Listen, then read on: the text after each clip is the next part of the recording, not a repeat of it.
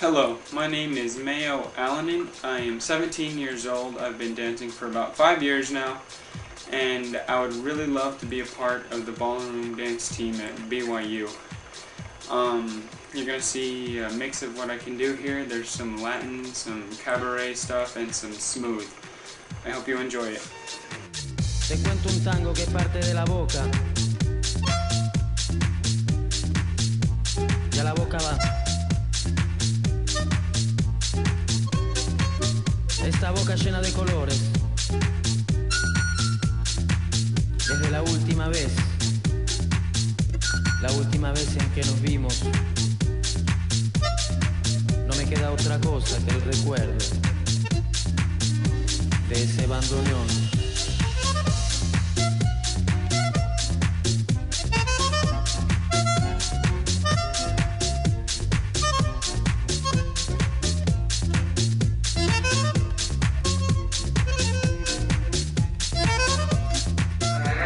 First of all of you for being here, and just to make a little quick announcement, the reason for this get together, this why we rush this showcase. Usually we do it at the end of August or beginning of September, but we had to kind of hurry up and put it all together. So you kind of see us rushing trying to put the teams together is because we are saying goodbye to a young man that has been with us for a few years, but we're very proud of him because the reason he's leaving is going to BYU. It has been accepted, and actually he got a scholarship to the dance team.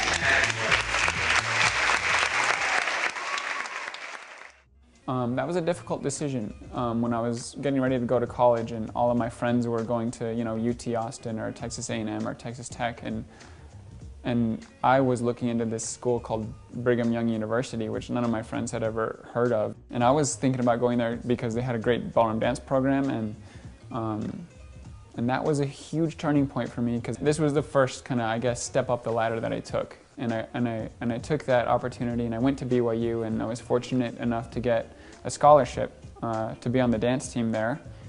When I left El Paso, I was exposed to this whole new world at BYU, and all of a sudden there's 500 kids my age doing ballroom dancing and world-class coaches, and it was like I was no longer the big fish in a little pond. I was now this tiny little fish in this enormous pond, and it was like my sponge was totally unaware of the rest of this world that I could soak up. So it was so fun for me to get exposed to new coaches and to be able to really challenge myself as a dancer. And I improved so much those first 2 years at BYU just because everybody around me was better than me. While I was at BYU, I majored in psychology and I minored in ballroom dance. And I had always thought that I wanted to be a child psychologist, to work with kids. And right around the time of when I finished my third year at BYU, I was looking at it and I was talking to my guidance counselor, and the truth of it is to make it anywhere, to be a child psychologist, there's a lot more school left. And I kind of had this fork in the road, which was either, okay, Mayor, you're going to stay in school, become a child psychologist, or you're going to either go and pursue your professional dance dreams. And I couldn't do both. And I decided to go for it and to try to pursue my professional dance dreams.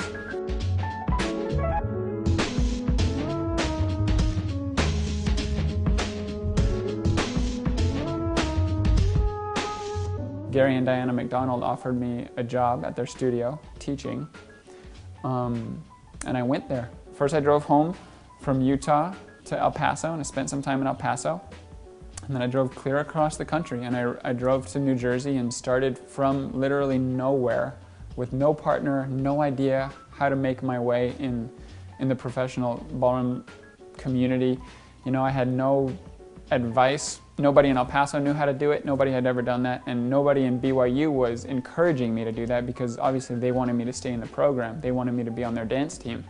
So I was really all by myself out there and kind of finding my way. And once again, I got this sponge, and I was thrown into a new environment, and I had a whole new load of dancers that were even better than the ones in Utah. Now we're talking about the best dancers in the world. Thankfully, Gary and Diana took me under their wing and really helped me get on my feet out there in New Jersey. I always thought it was funny that the same couple that inspired me to start dancing would become my mentors and main coaches. They trained me as an amateur 10 dancer in college and gave me a job after college. They put me up in their home in New Jersey, and I sat at their dinner table for years and just learned so much. Every single step I danced as a pro on the dance floor or on stage was touched by them. Each of my partners was introduced to me through them, and truly, without Gary and Diana, I would not be sitting here giving this interview. They are like family to me, and they continue to guide my career to this day. I'm Mayo from Fairfield, New Jersey. I didn't start dancing until I was 13. I saw a dance competition on TV and was instantly hooked. I'm an all-American boy. I grew up riding horses and playing sports, and I'm living proof that anybody can do this. It had Mayo in Times, this was the best. It was him in Times Square doing like a little cha-cha by himself, wearing this like red, I call it like a chili pepper shirt, with like a V-neck that goes all the way down. I'm like, I can't believe you're out in Times Square in front of all these people doing that, letting them film you and put you on national television. You shouldn't be embarrassed in front of all those people you don't know. You should be embarrassed to do that in front of me, because you know I'm going to be making fun of you for years. So I'm dancing with Lisa Vogel there in New Jersey, where we've risen up to third in the world, and we're really pushing hard. We want to move up, and this excellent opportunity came along to do Dancing with the Stars. It was a side tangent from the professional dance career I was on, because that world, the TV ballroom dance world and the actual competitive ballroom dance world, they don't help each other. Initially, Mayo didn't really watch Dancing with the Stars as far as I know, because in the ballroom world it's seen as kind of a little bit more pop culture, a little less serious. And you look at it and assume it's easy, and Mayo got there and realized it wasn't, and had a whole new respect for it, but at the same time he understood that Dancing with the Stars brought to the public this whole new awareness of ballroom dancing that's been really great for the industry. They're kind of separate entities, and I couldn't do both at the same time, so I made the decision to go for it and to once again challenge myself and to go to a new environment, and I went to Los Angeles and I did the show for 5 weeks and it went really well.